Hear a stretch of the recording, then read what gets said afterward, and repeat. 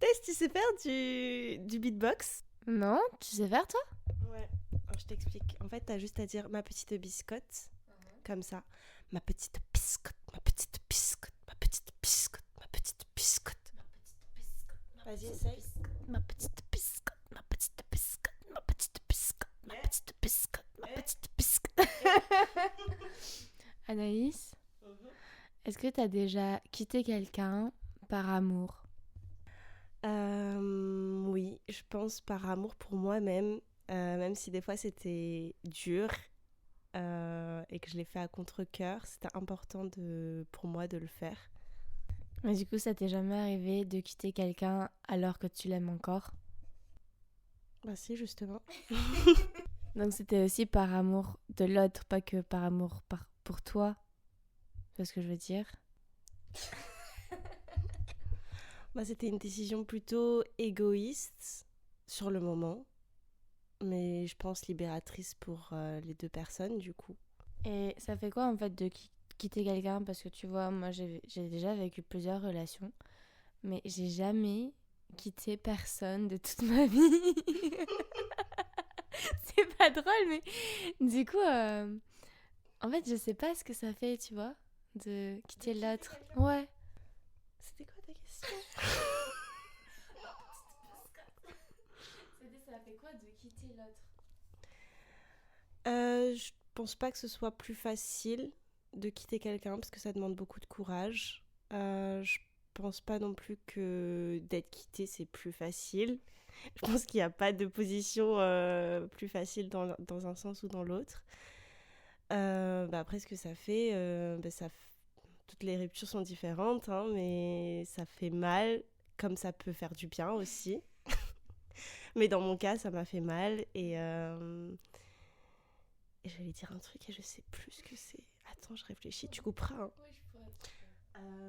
Attends, j'allais dire un truc. Oh, je sais plus, ça me reviendra sûrement pour une autre question.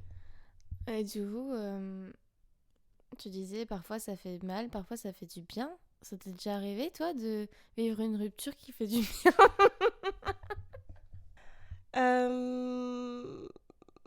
Là, comme ça, non. Comme ça, non, mais parce que moi, je suis une amoureuse de l'amour, donc... Et du coup, j'aime trop être amoureuse, et donc je pense que quand je quitte quelqu'un, pour moi, c'est un échec, alors que pas forcément. Je dirais que plutôt sur le long terme, je vois le côté bénéfique, puisque je vois des portes s'ouvrir à moi, mais sinon, sur le moment, je vois pas trop le côté... le bien que ça peut me faire. Ouais, c'est ça, c'est exactement ce que j'allais dire. En fait, je pense que sur le moment, en fait, sur le coup, c'est vraiment comme si ton monde s'effondrait. Moi, parce que je suis comme toi, on n'est pas sûr pour rien. Je suis vraiment une amoureuse de l'amour et j'adore cette sensation d'être amoureuse. Et même quand c'est pas moi qui suis amoureuse, mais quand je vois deux personnes dans la rue qui sont amoureux ou genre des gens qui s'aiment et tout, et ben ça me rend trop heureuse. Je te jure, je suis en mode je te jure. Et du coup, ouais, sur le coup, c'est hyper dur. Et tu peux trouver justement le côté positif, après ça dépend combien de temps après, ça dépend de la personne, tu vois, mais ça peut être peut-être un an après, ça peut être quelques mois après, enfin ça dépend. Mais tu vois qu'en fait, cette relation n'était pas forcément, en tout cas plus forcément pour toi. Et comme tu dis, tu vois des portes s'ouvrir, c'est-à-dire que tu permet à de nouvelles personnes d'entrer dans ta vie, des personnes qui, je pense, ne pouvaient pas forcément faire partie de ta vie quand tu étais toujours avec cette ancienne personne. Et ça, c'est magique. Vraiment, tu te dis, mais en fait, ouais, c'était dur sur le coup, mais au final, là, ce que j'ai attiré, mais c'est incroyable. Et, euh, et voilà. Donc là, on fait ce podcast aujourd'hui, cet épisode de podcast aujourd'hui, parce qu'on traverse toutes les deux une rupture amoureuse. Donc, toi, je sais plus, ça fait combien de temps à peu près là? 3 mois du coup. Et du coup, à 3 mois, comment tu te sens? Comment t'as vu l'évolution? Est-ce que si tu peux comparer? Non, je sais qu'il faut pas comparer, mais par rapport à tes anciennes ruptures, est-ce que c'est plus facile ou au contraire? Genre, est-ce que tu peux nous parler tout simplement de comment est-ce que tu vis cette rupture? Alors, par où commencer? C'est très long. Ouais, ça fait 3 mois aujourd'hui. Enfin, aujourd'hui, ça fait 3 mois. Pas jour pour jour, mais voilà, quoi, à peu près. Et bon, comme tu l'as dit, chaque rupture est différente. Donc, je pourrais pas dire si c'est plus difficile ou pas. Je sais juste que, vu que là, je m'étais projetée avec cette personne, ça a été plus difficile. Enfin, la chute a été plus dure, en fait, tout simplement. Après, au début, ça a été. Enfin, c'est toujours les montagnes russes. C'est-à-dire qu'un jour, t'es au bout de ta vie. Et puis le lendemain, en fait, ça va un peu mieux. Et puis en fait, après, le surlendemain, ça va pas du tout.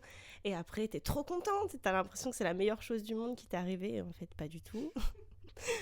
Et voilà. Et je pense que ça continue de me faire ça, de me faire ces phases-là. Des fois, tu gardes encore espoir. Des fois, tu te dis que c'est pas possible. Et je pense que aujourd'hui, mon corps a guéri les plaies superficielles, donc tout ce qui est enfin, dormir, réapprendre à manger correctement.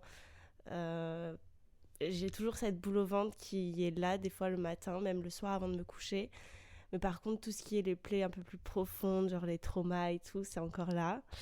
Et sinon, aujourd'hui, je pense que j'ai un peu perdu ma naïveté, genre ma spontanéité à faire confiance aux gens et tout.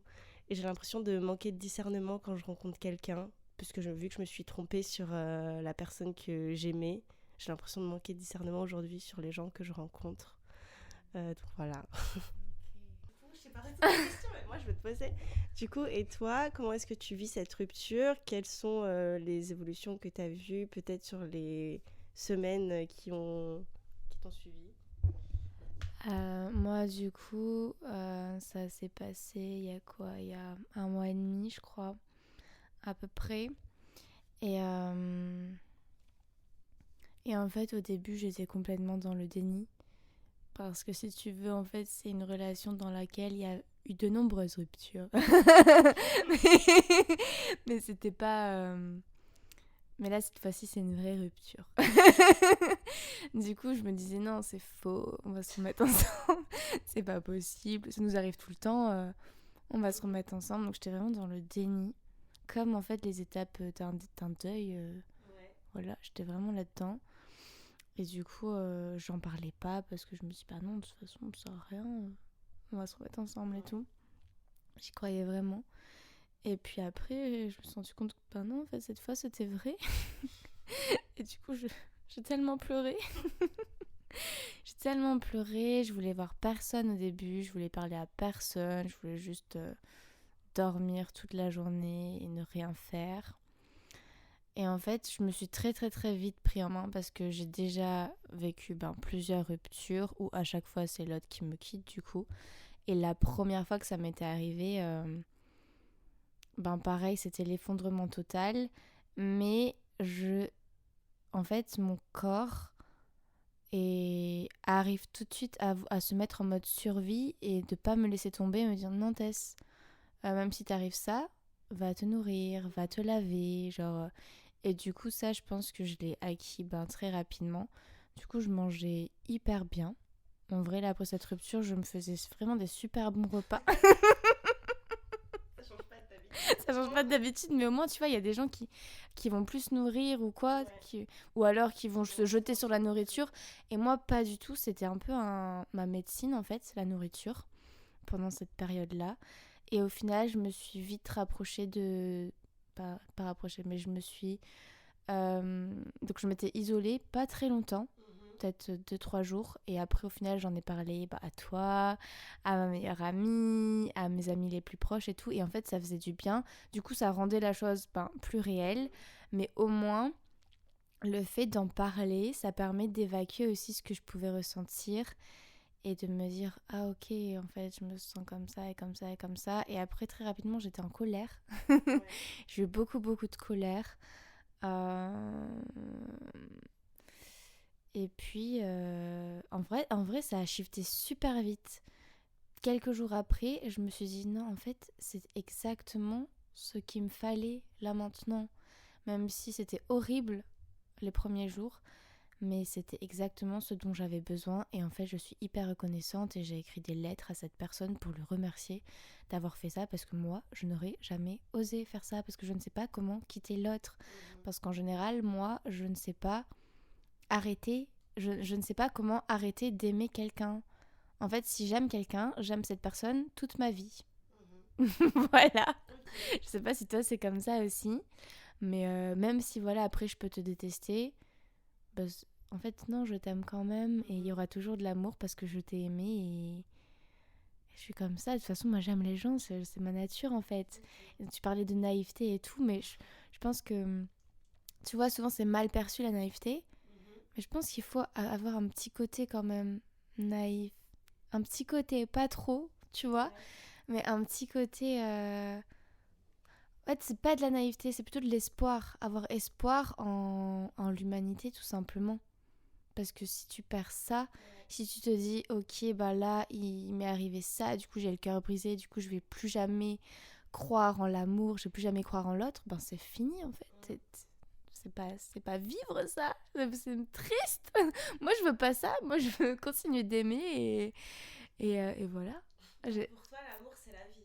Ah, pour moi, l'amour, c'est la vie, c'est l'amour. Moi, c'est mon mot-clé, c'est mon mantra, c'est mon inspiration, c'est mon essence, c'est ce qui me fait me lever tous les matins, c'est l'amour. J'ai beaucoup parlé, du coup. En fait, c'est moi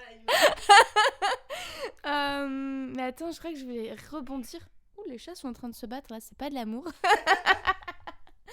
Je voulais rebondir sur ce que tu avais dit.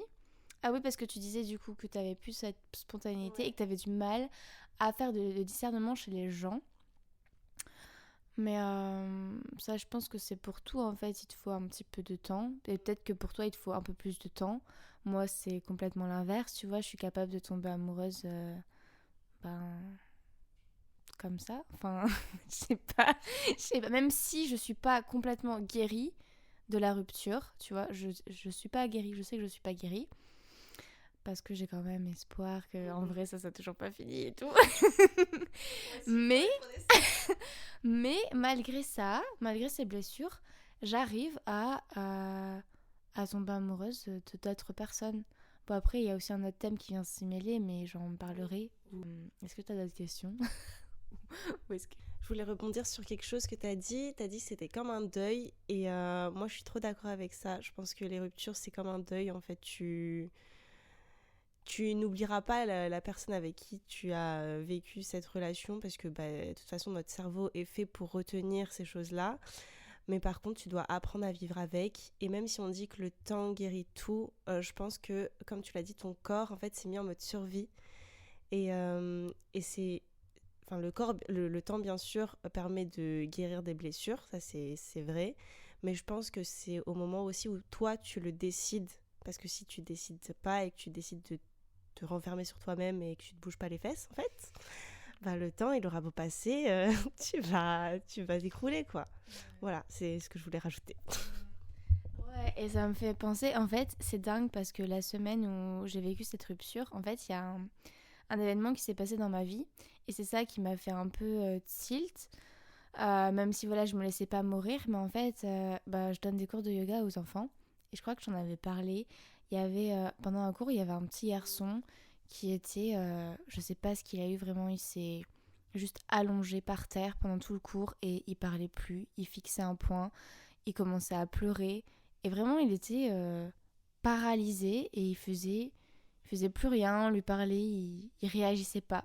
Et quand j'ai vu ça, je me suis dit j'ai pas envie en fait d'être comme ça. Moi j'ai envie de me prendre en main. Je sais pas ce qui s'est passé dans sa vie à lui, mais voilà, moi je sais ce qui s'est passé dans ma vie à moi. Et il faut que je me lève, il faut que je mange, il faut que je bouge mon corps, il faut que je sorte m'aérer, il faut que j'aille respirer, il faut que je parle à mes amis. Mais voilà, j'ai pas envie d'être dans cet état-là. Bref, c'était un petit... voilà, une petite anecdote comme ça. Ouais, tu disais une phrase hyper intéressante que quand on n'a pas décidé, tant qu'on n'a pas décidé à vouloir guérir, eh ben on peut pas guérir et c'est vrai, tu vois. Enfin, si tu veux pas quelque chose, tu vas pas obtenir cette chose. Et, euh, et du coup, il y a plein de gens, inconsciemment, qui ne veulent pas guérir tout simplement et qui se rendent même pas compte de ça, mais parce qu'en fait ils restent bloqués dans le passé, parce qu'ils se disent que ils vont pas trouver mieux, qui sont hyper... souvent c'est des gens qui n'ont pas du tout confiance en eux par exemple, ou qui n'arrivent pas à se pardonner, ou qui n'arrivent pas à pardonner l'autre. ouais voilà, qui juste en fait qui veut pas avancer, en fait qui accepte pas le changement.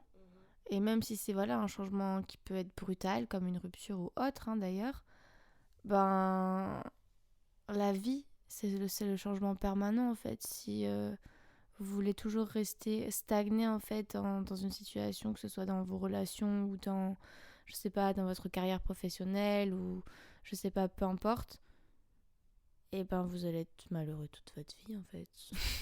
Désolée mais Une touche positive quand même, parce que moi je pense que chacun va à son rythme dans sa guérison, entre guillemets. C'est normal d'y aller step by step. Moi ça fait 3 mois, j'ai l'impression que je stagne, mais je stagne pas du tout en fait. C'est juste que j'aime encore mon ex-copain, donc, mais il faut pas confondre les sentiments qu'on a encore pour cette personne et son avancée son avancée dans sa guérison, quoi. Donc c'est normal d'y aller step by step. Mais il faut, il n'y a pas de timing parfait, quoi. Il n'y a pas de se dire, bon, ben, ok, dans 1 mois, j'irai mieux. Ben non, parce que chacun, il va à son rythme. Mais c'est important de voir ses progrès de jour en jour. Et même si c'est des petits progrès tout nuls, de se le dire et d'être fier de ça pour justement continuer à avancer. Et de se dire aussi que c'est pas grave si par exemple on a l'impression qu'un jour ça va et que le lendemain ça va pas. Bah, c'est pas grave en fait, faut pas voir ça comme si on reculait en fait, qu'on régressait, parce que pas du tout. En fait, parfois aussi, quand on pense que tout va bien et que tout à coup tout va mal, et ben c'est peut-être que pendant ces moments où tout allait bien, peut-être qu'on n'a pas vraiment laissé exprimer nos émotions à 100% et que justement on essayait de cacher, de dire non ça va, ça va, ça va, de se persuader en fait que ça allait alors qu'en fait ça allait pas du tout. Et, et voilà, et c'est pas grave en fait de pas aller bien du tout. Il faut juste en être conscient et il faut juste, comme je dis toujours, s'asseoir avec ce qu'on ressent et laisser passer ce qu'on ressent. Et parfois, voilà, ça peut prendre 3 mois, parfois ça peut prendre plus, parfois ça peut prendre moins. Comme tu as dit, step by step, chacun à son rythme. Je dis toujours, la vie n'est pas une course, la vie n'est pas une compétition. Et voilà, mais moi je voulais juste, c'était pas du tout négatif ce que je disais, mais c'était juste que il y aura toujours du changement dans cette vie. Voilà, pas forcément que dans les relations, mais il y aura toujours du changement. Le truc c'est comment est-ce qu'on accepte le changement. Voilà. T'as un truc à dire par rapport à ça? Non, par rapport à...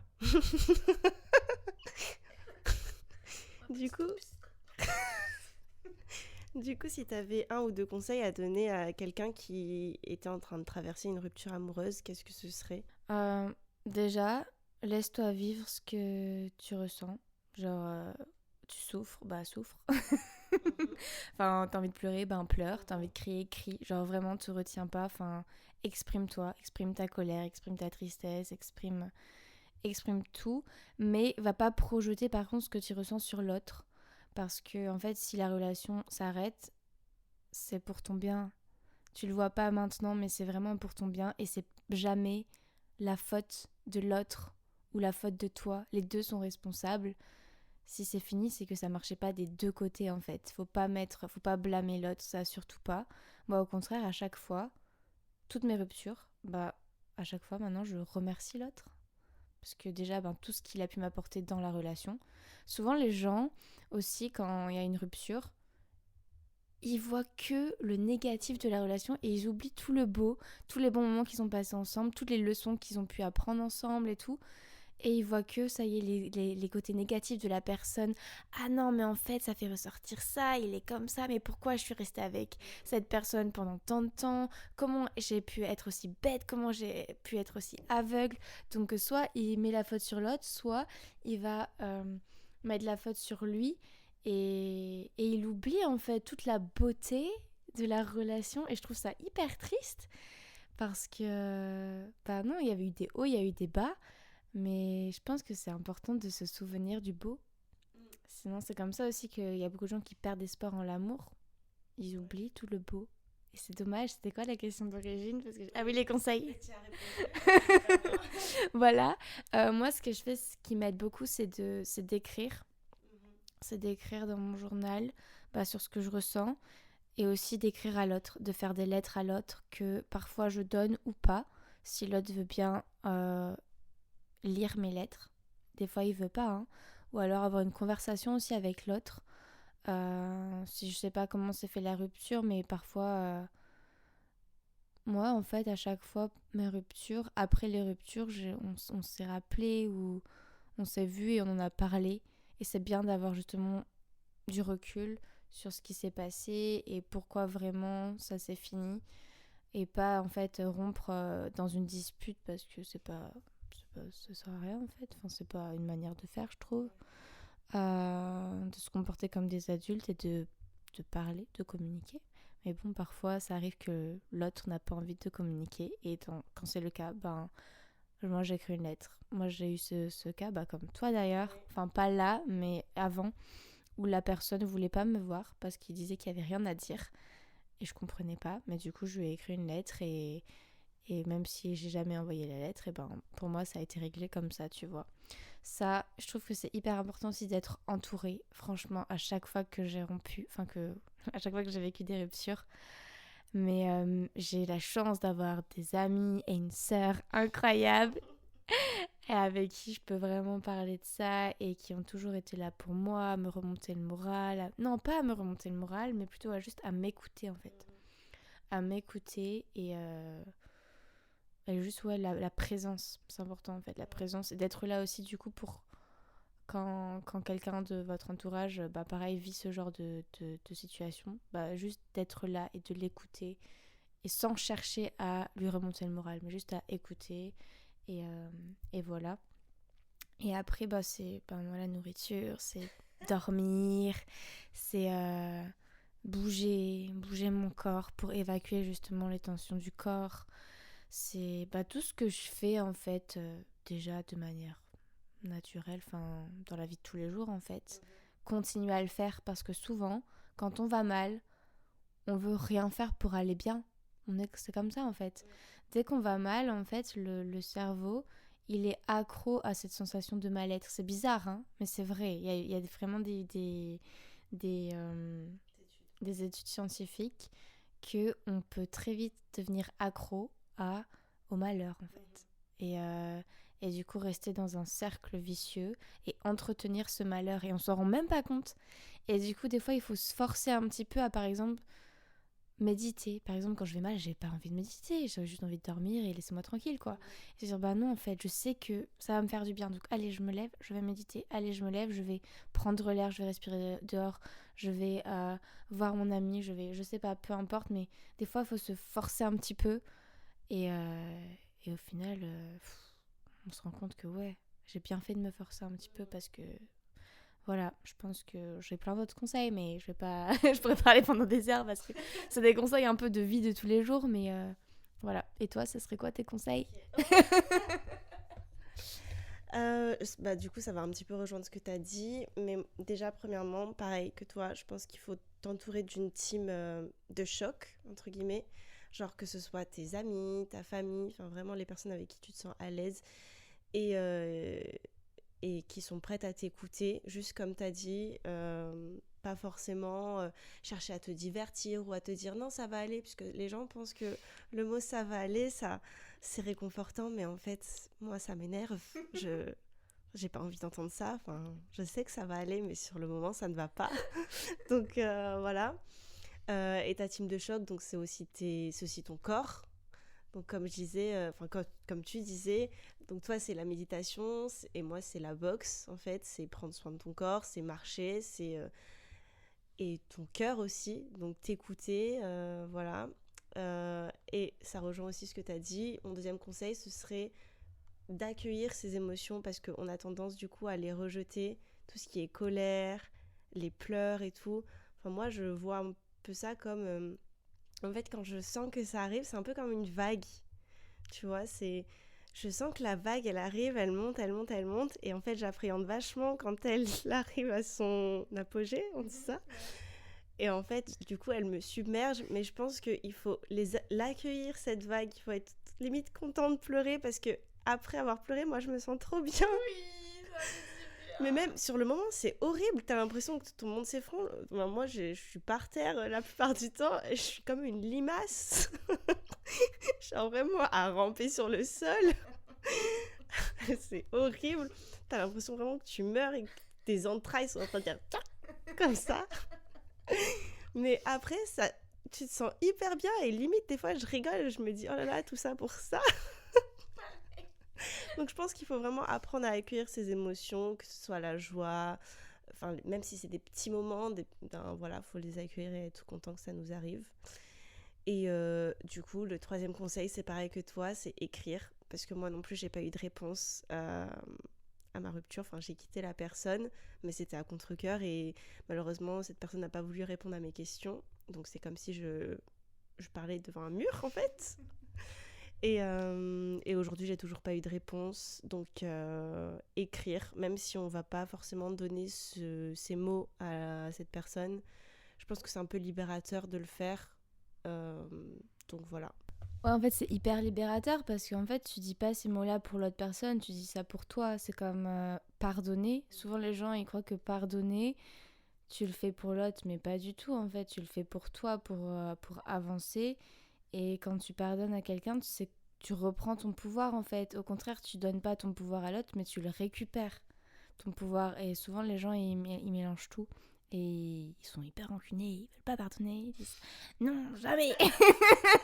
Je sais de quoi je parle parce que j'étais quelqu'un hyper rancunière avant. Genre, vraiment. Ça fait partie des aspects négatifs du scorpion. Donc, je connais. Genre, la jalousie et la rancune, c'était mes. Voilà. Mais j'ai beaucoup travaillé là-dessus. Et aujourd'hui, vraiment, je pardonne hyper facilement. Et ça veut pas dire que je suis bête ou naïve. Mais c'est juste que je suis capable de pouvoir aimer à nouveau. Et de continuer à aimer l'autre de manière inconditionnelle, en fait, malgré ce qui s'est passé. Et ça, j'adore. Et moi, ce que j'adore faire aussi quand je pleure... Ouais, j'adore me filmer. Et j'adore aussi me regarder dans le miroir. Je sais pas si t'as déjà fait ça. Genre, tu vas dans le miroir, tu pleures, et là, tu regardes. Et en fait, au bout d'un moment, tu te trouves ridicule. Et tu regardes, tu fais... Mais c'est pas possible, mais regarde à quoi je ressemble et tout. Regarde, c'est n'importe quoi. Genre, vraiment... Et vraiment, je vous jure, faites ça. Vous allez voir, limite, c'est pathétique, quoi. Tu te dis, mais c'est un film, c'est un film. C'est trop marrant que tu dises ça. C'est trop marrant que tu dis ça parce que le soir, du coup, où mon ex-copain est venu me rendre mes affaires, moi j'avais espoir qu'on se remette ensemble, sauf que lui il est parti sans que ça se produise. Je me suis littéralement effondrée par terre et j'ai rampé jusqu'à mon lit. Donc déjà, vous pouvez voir la scène qui est quand même vachement un peu humiliante. Et en fait, j'ai un miroir en face de mon lit. Et j'ai littéralement pleuré pendant 1h30 jusqu'à que ma coloc rentre pour me calmer parce qu'à un moment donné, je faisais une crise d'angoisse limite, j'arrivais plus à respirer. En fait, je me voyais pleurer et je me disais, mais qu'est-ce que tu fais? Pourquoi tu continues de pleurer? J'arrivais pas à m'arrêter, c'était plus fort que moi. Et en plus, à cette période, on est un peu en mode... oh non, mais qu'est-ce que tu fais justement? Arrête-toi. Mais non, genre, même si t'es pitoyable, t'es pas pitoyable. Genre, continue de pleurer si c'est ce dont tu as besoin ne te retient pas. Ouais, c'est ça. Si ça te fait du bien, bah vas-y, continue. Mais tu vas voir qu'au bout d'un moment, tu vas te dire, ok, non, c'est bon.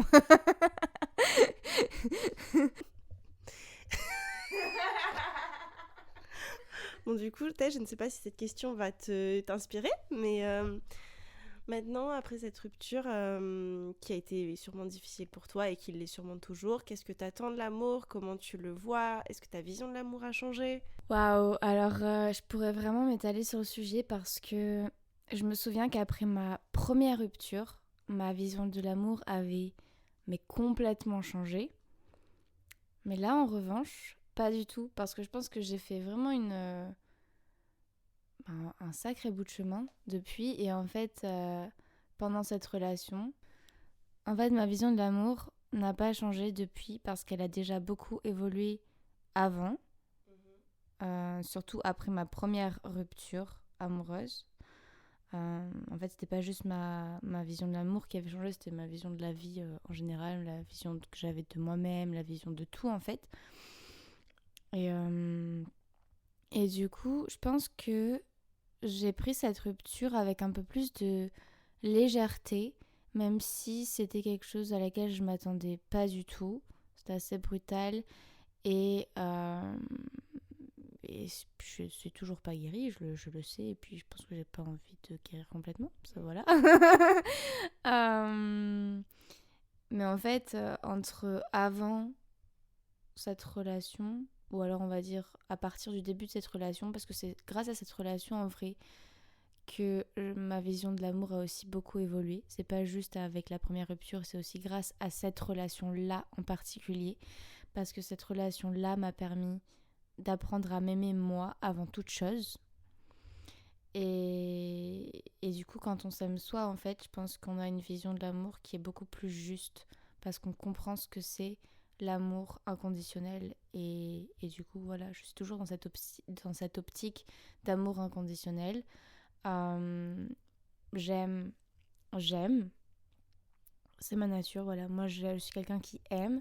Et après, voilà, il y a des personnes avec qui j'aurai plus d'affinité, plus de connexion, où je vais avoir en plus une attache, j'ai envie de dire. C'est normal, voilà. On dit, oui, il faut pas s'attacher, nanana, mais c'est, enfin, quand tu as une connexion vraiment intime avec quelqu'un, il y a forcément de l'attachement. Et c'est pour ça que c'est dur les ruptures, c'est parce que du coup, tu dois casser cet attachement. Tu dois te détacher de la personne, mais tout en continuant de l'aimer. En fait, tu peux continuer à l'aimer, mais il n'y a plus cet attachement. Et c'est ça qui est le plus dur, je pense. En tout cas, moi, je trouve que c'est les relations, c'est les choses les plus dures dans cette vie d'humain, je trouve. Parce qu'en fait, c'est des choses, comme tout en fait, hein, mais c'est pas éternel. Et je pense qu'on s'attache beaucoup plus facilement à une personne qu'on va s'attacher à un objet, ou je sais pas, enfin moi en tout cas, je suis beaucoup plus attachée à quelqu'un que je serais attachée à ma voiture ou à ma maison, tu vois. Je sais pas, après ça dépend des personnes, hein. Mais moi c'est comme ça parce que je mets plus d'importance dans les relations que j'ai avec des êtres humains ou avec des animaux aussi. Pour moi, quand un animal à moi meurt, enfin un animal à moi, c'est même pas mon animal, mais quand voilà un animal de compagnie que j'ai eu meurt, c'est la fin du monde, vraiment, parce que j'avais un attachement. Du coup, je fais plein de parallèles comme ça, mais le yoga nous enseigne le détachement, mais c'est dur. C'est dur le détachement. Je sais pas si j'ai répondu à ta question, là je parle beaucoup. Qu'est-ce que j'attends de l'amour ? J'attends rien de l'amour parce que l'amour c'est tout et tout est l'amour et je l'ai dit, c'est la vie. Et je sais que l'amour est partout, l'amour est en moi. Donc en fait, je n'attends strictement rien de l'amour. L'amour est tout simplement. Okay. Voilà. Et toi, est-ce que tu attends quelque chose de l'amour ? Et qu'est-ce que tu penses justement de cette histoire d'attachement, de détachement, de relation ? Du coup, aujourd'hui, je dois continuer ma vie avec mon petit cœur brisé pour l'instant. Ce que j'attends de l'amour, déjà, c'est m'aimer moi-même avant tout, parce que je pense que je me suis beaucoup oubliée. Enfin, je m'oublie beaucoup, en fait, dans les relations. En fait, je pense que j'aime tellement que ça me laisse comme un trou à l'intérieur de moi pour laisser place justement à cet amour, et du coup j'ai l'impression de m'oublier ou qu'il y a des parties de moi qui s'effacent. Donc ce que j'aimerais, ce serait de vraiment pouvoir qu'on m'aime tel que je suis, tel que voilà, qu'on m'accepte sans que je m'oublie ou que j'oublie certaines parties de moi. Donc voilà. Et ensuite, c'était quoi ta deuxième question ? Attends, je vais rebondir là-dessus. Ouais, en fait, je pense que c'est vrai que toi, j'ai remarqué, t'as tendance à t'oublier dans les relations, tu vas tout donner à l'autre, vraiment tout donner. Et c'est beau de donner, mais faut pas s'oublier. Et il y a beaucoup de gens qui sont dans ce truc-là. Et du coup, en fait, tu donnes tout et tu reçois rien. Ouais. Si tu donnes tout, tu reçois rien. Il faut trouver cet équilibre de recevoir et donner, et de continuer à se donner à soi aussi, avant tout, avant de donner à l'autre. Je dis souvent cette phrase, je crois que je l'ai déjà dit dans un épisode, mais voilà, il y a cette phrase qui vraiment m'a marquée quand j'étais en Inde, et mon prof de yoga nous disait comment est-ce que tu veux donner du chocolat à quelqu'un si t'as pas du chocolat ? Non mais sérieux, genre T'as pas de chocolat, mais tu veux donner du chocolat à l'autre. Comment ? Bah c'est pareil pour l'amour. T'as pas d'amour pour toi, comment tu veux donner de l'amour à l'autre ? C'est pas de l'amour en fait, c'est une recherche de ce que tu n'as pas chez toi. C'est ça en fait. La dernière personne avec qui j'étais, il m'a vraiment, c'est incroyable cette relation, mais il m'a tellement enseigné ça, l'amour de soi. Et des fois, à la limite, j'avais l'impression de devenir égoïste. Mais non, c'est pas de l'égoïsme. Vraiment, c'est hyper important de se donner du chocolat. C'est fou parce que tout à l'heure tu disais que souvent dans les relations on blâmait l'autre et que les torts étaient partagés et c'est incroyable parce que tu viens de me faire me rendre compte en fait que là-dessus les torts sont partagés parce que la dernière personne que j'ai fréquentée du coup ne me donnait aucune attention ni rien du tout et en fait c'est pas forcément que de sa faute, c'est peut-être parce que moi justement je lui en donnais trop et je m'oubliais donc voilà, merci pour ces mots. Ah, merci à toi. C'est super. Faut pas couper ton oreille.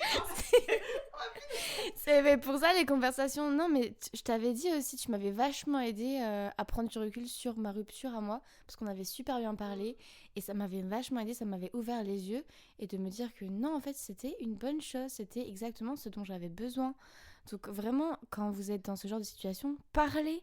Parlez, et si vous avez personne à qui parler, allez voir un psy, allez voir un thérapeute, enfin n'ayez pas honte, c'est pas une honte, au contraire, il faut apprendre à recevoir de l'aide, il faut apprendre à demander de l'aide. Et mince, mon ordinateur va s'éteindre. Ouais, donc apprenez à demander de l'aide, à recevoir de l'aide, c'est hyper important. Si vous voulez recevoir de l'amour, eh ben, apprenez à recevoir déjà n'importe quelle forme d'amour. Pas forcément l'amour amoureuse, hein. L'amour amoureuse. L'amour romantique. Après, là, on parle de rupture amoureuse, mais s'il n'y a pas que ça qui font mal, en vrai, même les ruptures d'autres natures, les ruptures amicales, parfois c'est super dur, hein. Toi, t'en as vécu pas mal, hein. Oui. Ouais. On va pas s'étaler là-dessus, mais je pense que c'est un peu comment dire, les mêmes mécanismes, enfin, les mêmes émotions, on passe par les mêmes états, etc. Là, c'est juste que comme on traverse en ce moment une rupture amoureuse toutes les deux, c'est assez drôle. Enfin non, c'est pas drôle du tout, mais du coup, on est en mode full support. C'est cool pour le coup. Voilà. Qu'est-ce que tu... Un dernier mot pour finir peut-être, enfin une phrase ou je sais pas, quelque chose... Ça va aller. On a dit non, on dit pas ça, il faut pas dire ça. Toi qui peut-être vis une rupture amicale ou amoureuse, voilà. Vas-y step by step, ne te mets aucune pression. Je sais, parce qu'à un moment donné, t'as parlé d'échec. En fait, ne vois pas ça comme un échec. Au contraire, vois ça comme une opportunité pour un renouveau dans ta vie, en fait. Dis-toi que t'as rien perdu du tout. C'est une nouvelle leçon. Et t'as appris tellement de cette relation.